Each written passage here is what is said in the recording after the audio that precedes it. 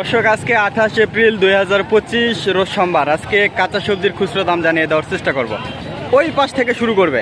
লতি 60 টাকা কেজি। 60 টাকা কেজি লতি। কাঁচামরিচ 60 টাকা। সজিনা 80 টাকা কেজি। 80 টাকা। ওই যে বটবডি 60 টাকা কেজি। 60 টাকা। তারপর আপনার ওই যে কুমড়া 40 টাকা 40 টাকা পিস। পিস। লেবু 10 টাকা হালি।